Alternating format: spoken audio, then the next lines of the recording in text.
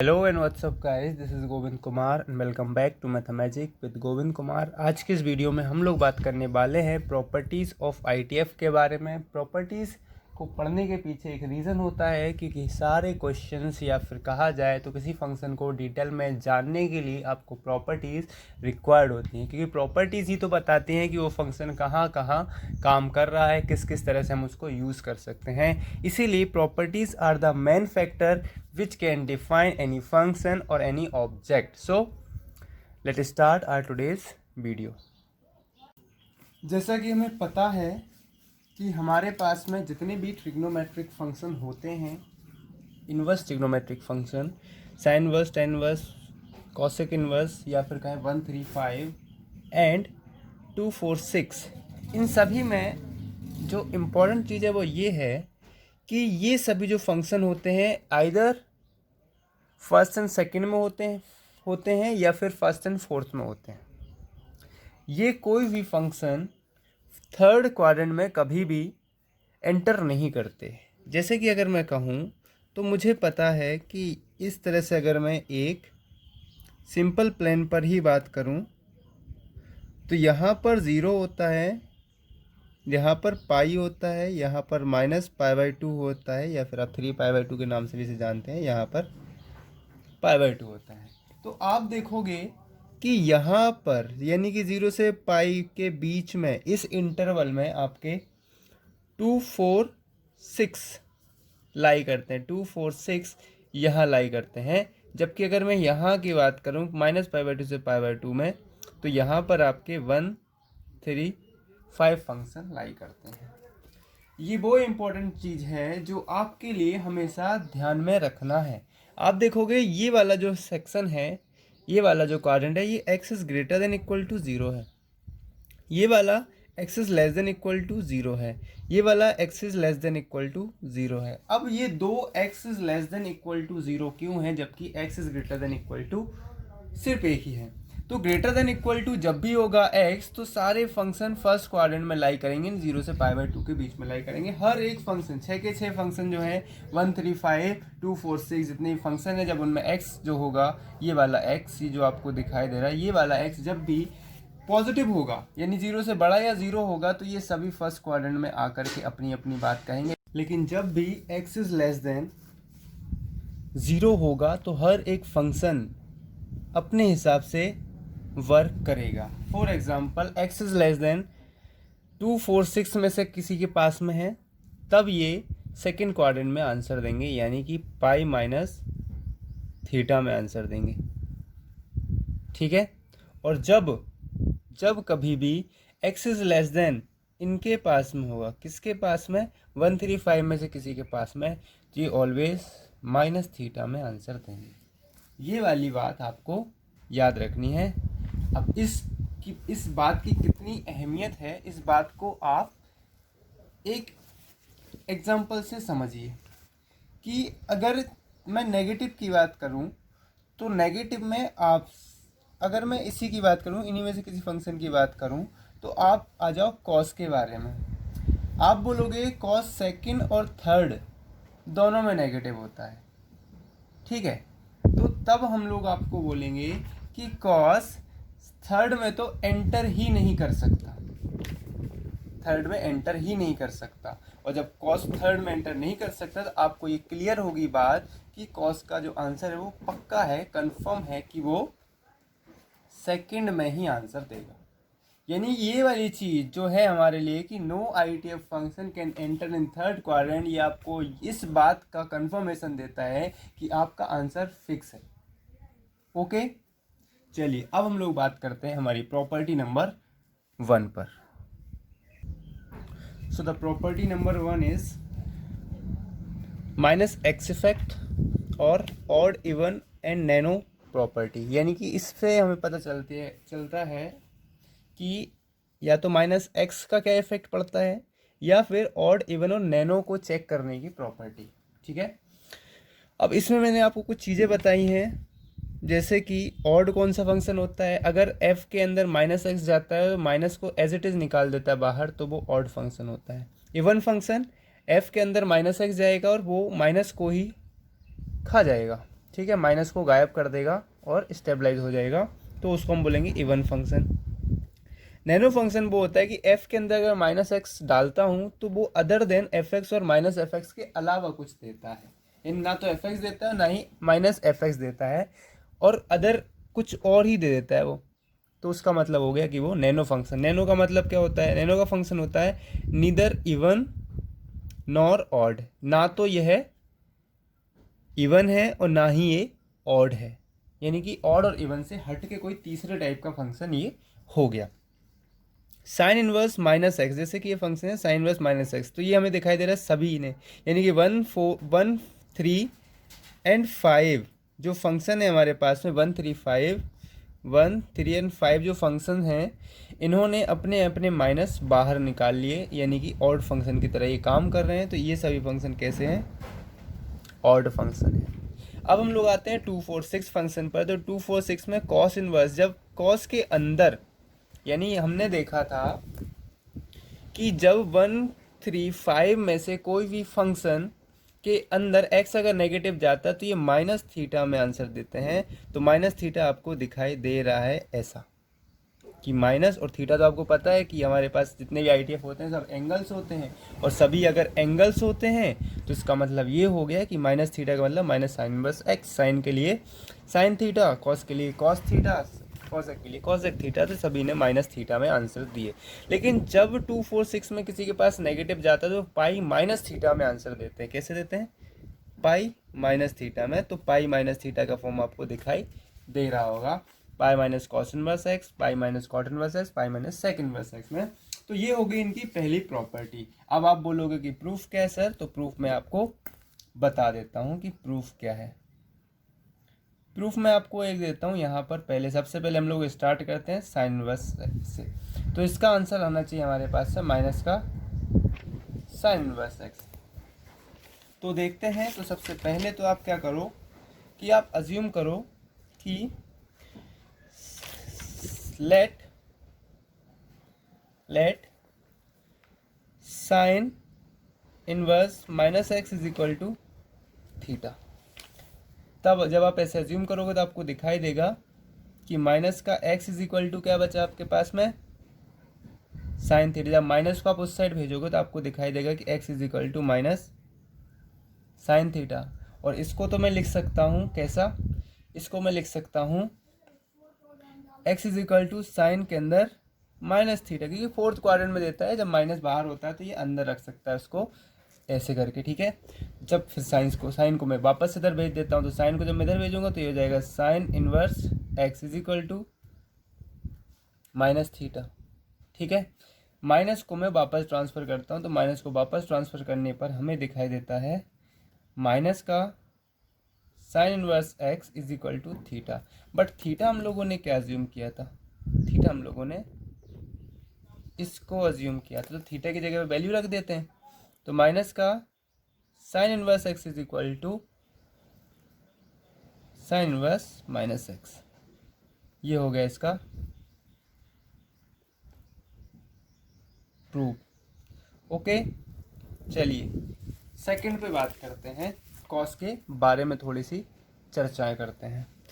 Second वाला अगर मैं प्रूफ करूं, कॉस इनवर्स के लिए cos inverse minus x is equal to मैंने थीटा मान लिया, ठीक है।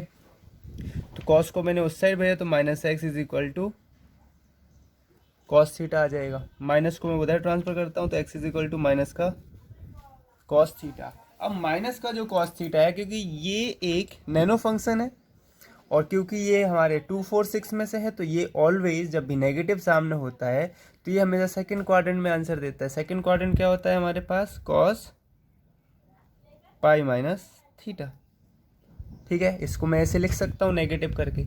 तो कॉस को मैं इधर भेजूंगा तो ये हो जाएगा cos inverse x is equal to pi minus theta. Theta को इधर भेजता हूँ, कॉस इनवर्स को उधर भेज देता हूँ।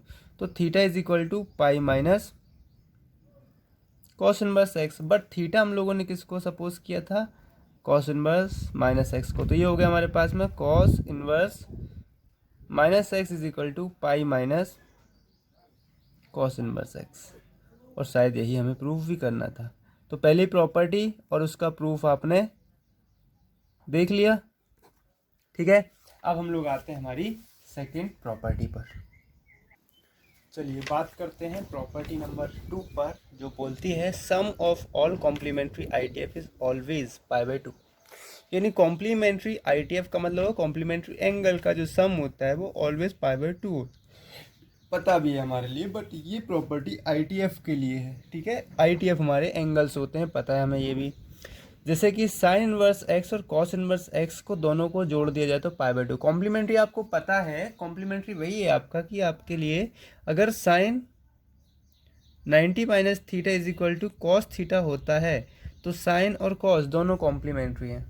ठीक है, टेन 90 माइनस थीटा कॉट होता है इसलिए दोनों कॉम्प्लीमेंट्री हैं। सेक 90 माइनस थीटा कॉसेक होता है इसलिए दोनों कॉम्प्लीमेंट्री हैं। यानी ये कहने का मतलब हमारा है, और कुछ कहने का मतलब नहीं है।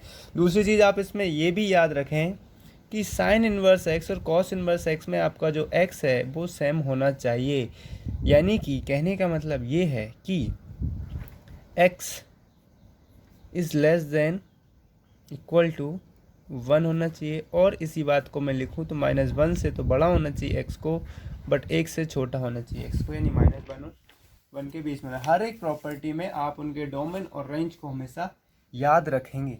यानी कि जैसे कि मैंने अभी बोला कि एक्स, जैसे पिछली प्रॉपर्टी हम लोगों ने पढ़ी थी उसमें भी एक्स इस लिमिट को क्रॉस नहीं कर सकता। ठीक है, यही इसमें भी कहना चाह रहे हैं। जैसे इस प्रॉपर्टी में भी एक्स जो है वो आर हो सकता है, पता है हमारे लिए। ठीक है, या फिर इसी चीज़ को लिखने का एक और बहुत ही अच्छा प्यारा सा तरीका होता है ग्रेटर देन इक्वल टू 0। ठीक है, ये भी आर को बिलोंग करता है। ठीक है, नेक्स्ट इसमें आपका जो एक्स है वो बिलोंग करेगा कहाँ से कहाँ तक, -इनफाइनाइट से -1 यूनियन 1 से इनफाइनाइट। और इसी चीज़ को मैं लिखता हूँ mod x is greater than equal to 1। इसको ऐसे भी लिखा जाता है, आपको शायद याद होगा। ओके, अब हम लोग बात करते हैं आगे की कहानी की, कि आप मांगोगे प्रूफ कि सर प्रूफ क्या है। तो ठीक है, आपको प्रूफ दे देता हूँ। पहला प्रूफ आपको मैं न्यूमेरिकली देता हूँ, बड़ा ही आसान सा, कि सपोज टेन इनवर्स, क्योंकि पहले हम लोगों ने किसको, टेन इनवर्स को नहीं, साइन को प्रूफ करा था। अब हम लोग इस प्रॉपर्टी में टेन को प्रूफ कर देते हैं, no problem. Tan inverse x plus cot inverse x is equal to pi by 2। इसके लिए मुझे एक्स को सपोज मैं एक साइड में tan inverse √3 plus cot inverse √3 को सॉल्व करना स्टार्ट करता हूँ। ठीक है, तो टेन इनवर्स √3 आपको पता है पाई बाय 3 होता है, कॉट इनवर्स √3 पाई बाय 6 होता है। और अब इन दोनों को आप ऐड करके देखिए क्या आता है, ये 60 और ये 60 और ये 30, कितना हो गया 90, यानी कि पाई बाय 2। ओके, तो ये आपका हो गया न्यूमेरिकली प्रूफ। अब मैं इसको थ्योरेटिकल, जो आपको पसंद है गंदा सा, वो मैं आपको बता देता हूँ। ठीक है, let tan inverse x is equal to theta, क्योंकि थीटा है तो थीटा ही इसको मानो, क्योंकि एंगल है इसलिए हम लोग इसको थीटा सपोज करते हैं। ठीक है, तो एक्स की वैल्यू आई आपके पास में टेन थीटा, जो आपने स्टार्टिंग में माना उसको हमेशा याद रखें। ठीक है, तो अब मैं x is equal to tan theta को लिख सकता हूँ कॉट 90 माइनस थीटा, पता ही होगा आपको। कॉट इधर आएगा, कॉट इनवर्स x बन जाएगा 90 माइनस थीटा, यानी कि पाई बाय 2 माइनस थीटा आपके साथ चल रहा है। ठीक है, ये हो गया। तो इसी चीज़ को मैं लिखता हूँ और करके पाई बाय 2 माइनस थीटा, दोनों का मतलब सेम होता है। आपको पता है, आपने 11वीं क्लास में डोमेन या फिर आपने रेडियन वाला मेथड पढ़ा होगा। ठीक है, थीटा इधर आएगा तो हो जाएगा theta plus cot inverse x is equal to pi by 2 या 90। थीटा को आपने क्या सपोज किया था, टेन इनवर्स एक्स, तो tan inverse x plus cot inverse x is equal to pi by 2। क्या प्रूफ हो गया? हाँ भाई, प्रूफ हो गया। अब यही चीज़ मैं अगर आपसे बोलूँ आगे करके कहीं पर, क्या कि cosec inverse x plus cosec inverse 2 plus sec inverse 3 is equal to what, is equal to pi by 2 बोल देता हूँ मैं। तो क्या ये पॉसिबल है? क्या ये पॉसिबल है कि सेक इनवर्स कॉसेक इनवर्स 2 और sec inverse 3 is equal to π/2? मैं बोलूँगा नॉट पॉसिबल, पॉसिबल ही नहीं। क्यों? क्योंकि यहाँ पर x की वैल्यू कुछ और है, यहाँ पर x की वैल्यू कुछ और है। तो इम्पॉर्टेंट लाइन इसमें ये है कि साइन इनवर्स या sec inverse sine inverse x plus cos inverse y is equal to π/2, या फिर किसी के भी लिए x और y ले लो कॉम्प्लीमेंट्री, तो तभी पॉसिबल है जब x is equal to y हो, यानी कि x और y सेम हो, तभी ये प्रॉपर्टी काम करती है, otherwise it is not going to work. ठीक है, आते हैं हमारी थर्ड और थोड़ी और इम्पोर्टेंट प्रॉपर्टी पर। ठीक है, थर्ड प्रॉपर्टी क्या बोलती है? थर्ड प्रॉपर्टी बोलती है, क्या बोलती थर्ड प्रॉपर्टी? थर्ड प्रॉपर्टी ज़्यादा कुछ नहीं बोलती, लेकिन जितना बोलती है काफ़ी बोलती है। ठीक है, टीएफ के अंदर अगर आईटीएफ जाता है, यानी ट्रिग्नोमेट्रिक फंक्शन के अंदर अगर इन्वर्स ट्रिग्नोमेट्रिक फंक्शन जाता है तो बाहर आइडेंटिटी फंक्शन बाहर निकलता है। आइडेंटिटी फंक्शन क्या होता है? आइडेंटिटी फंक्शन होता है x is equal to y या y is equal to x. ठीक है, तो अगर y is equal to sine के अंदर साइन इनवर्स एक्स जाएगा तो एक्स बाहर निकलेगा, यानी y is equal to x.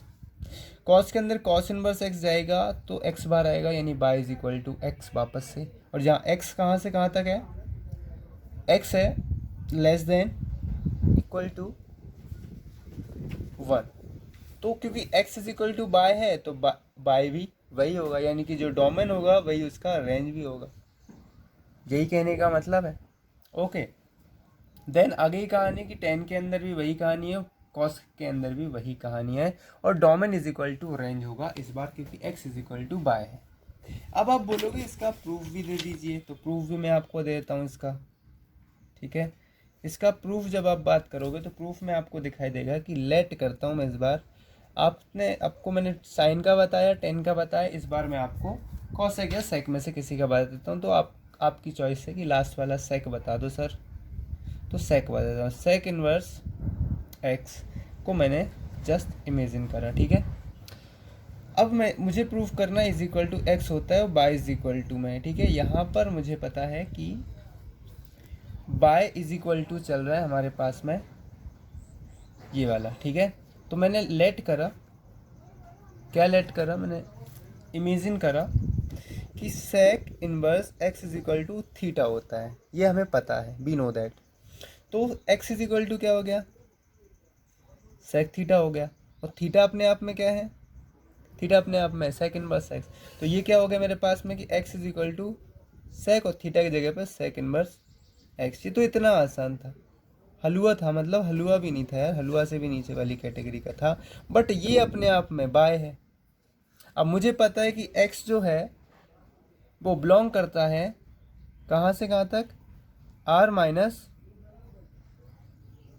1 को। जो बाय भी है वो भी बिलोंग करेगा r माइनस 1 को। अब इस चीज़ को मैं थोड़ा ग्राफिकली आपको समझाने की कोशिश करूं कि ऐसा मैं क्यों बोल रहा हूँ, क्योंकि y is equal to x हमारे पास में है, तो जहाँ तक बाय जाएगा वहीं तक एक्स जाएगा।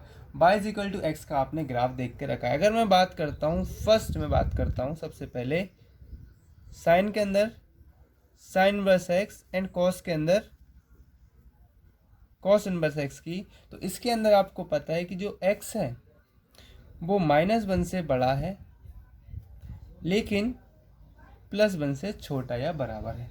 एंड बाय भी वही कहानी है कि बाय जो है वो भी लेस देन इक्वल टू 1 है मॉड के अंदर, यानी वही कहानी है। तो आप देखो कि अगर मैं इसको ग्राफिकली ड्रॉ करने की कोशिश करूं, तो अगर यहाँ पर 1 है, यहाँ पर भी 1 है,